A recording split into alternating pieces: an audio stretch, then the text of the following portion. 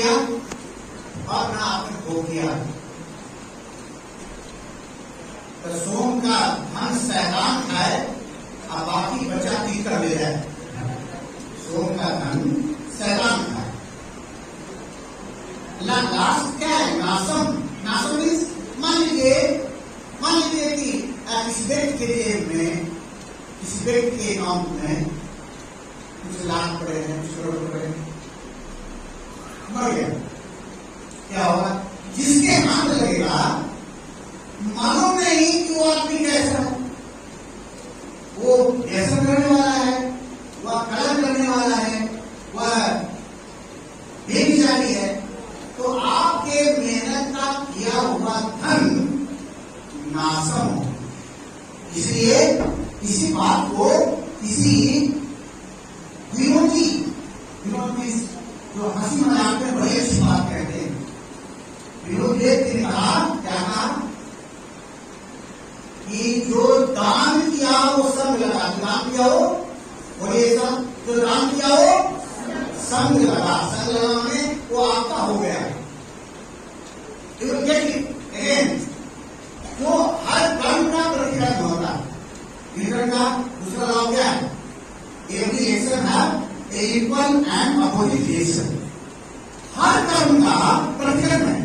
तो दान, आपने दान किया, दान किया हो संग लगा, वो ये दान किया हो, और जो खाया पिया वो आपके अंग लगा।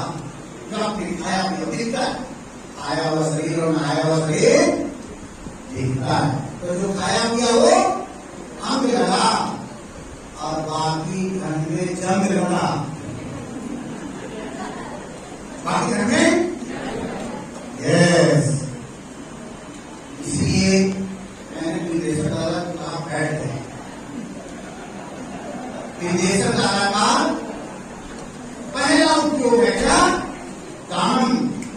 उन्होंने आज जो ये कार्यक्रम हो रहा है, इस परिसर का मैंने सुना है कि ये परिसर एक दिन के लिए बुक ₹1,00,000 से ऊपर में होता है। ये पूरा परिसर उन्होंने इस कार्यक्रम के लिए निःशुल्क प्रदान किया। इससे पहले भी कार्यक्रम हुआ, उसके लिए निःशुल्क प्रदान किया, और भविष्य में भी जो कार्यक्रम होगा उस कार्यक्रम के लिए वो निःशुल्क प्रदान करेंगे। ऐसे महानुभाव, ऐसे व्यवहारिक व्यक्ति, ऐसे समाज सेवी के लिए एक बार करतल ध्वनि बनती है। जो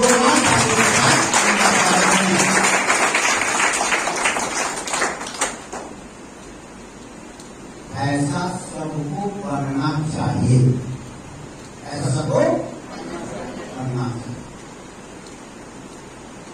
मैं आपके बीच आया हूं, हमारे जितने वक्ता लोग अभी बोले, सब लोगों ने एक से एक बात कहा, एक से एक बात कहा,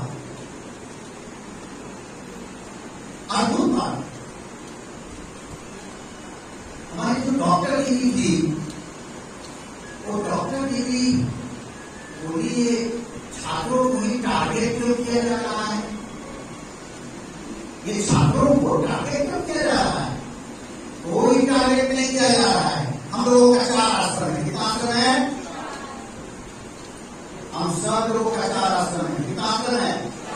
पहले आश्रम को कहते हैं ब्रह्मचर्य आश्रम, दूसरे आश्रम को कहते हैं गृहस्थ आश्रम, तीसरे आश्रम को कहते हैं वानप्रस्थ आश्रम, और चौथे आश्रम को कहते हैं संन्यास आश्रम। ये 4 आश्रम की जिंदगी है। पहला आश्रम निर्माण की है। पहला आश्रम इसकी है निर्माण की, जिसे कहते हैं ब्रह्मचर्य आश्रम। ब्रह्मचर्य आश्रम ही बनता है। ये जो ब्रह्मचारी है, ये जो जिसके अंदर एकदम उफंता हुआ एक ऊर्जा है।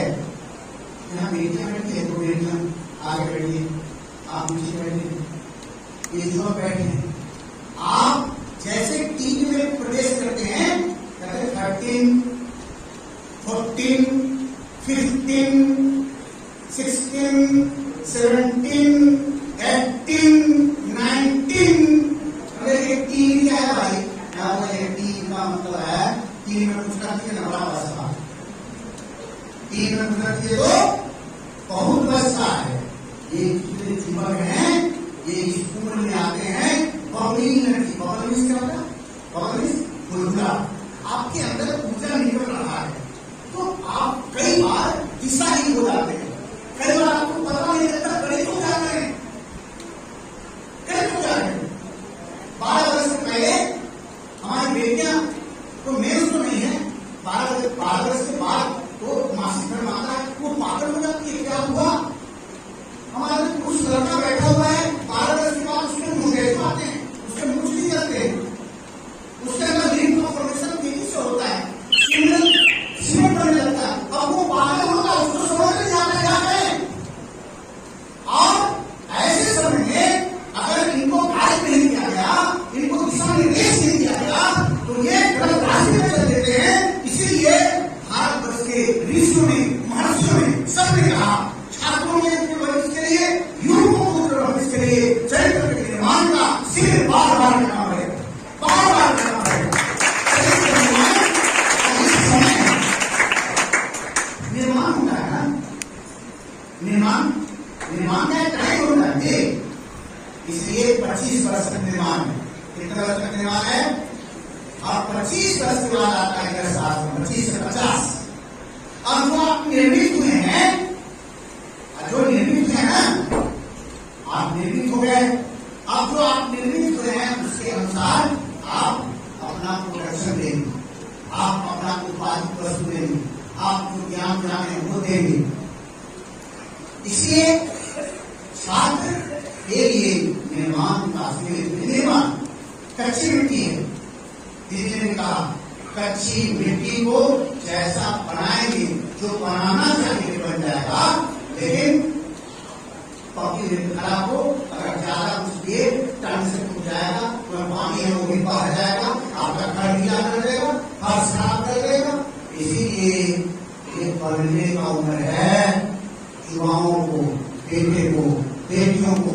अभी आपको इस बात का फिक्र होना चाहिए कि मैं अपने बड़े के साथ, बुजुर्ग के साथ, अपनी दादी माँ के साथ, अपने दादा के साथ बैठ कर कुछ जान लूं, कुछ सीख लूं। और कभी भी आप अपने जीवन के गहरी जो कुछ चीजें सामने समस्याएं आ रही है, आप अपनी बहन से बात करें, आप घबराएं नहीं।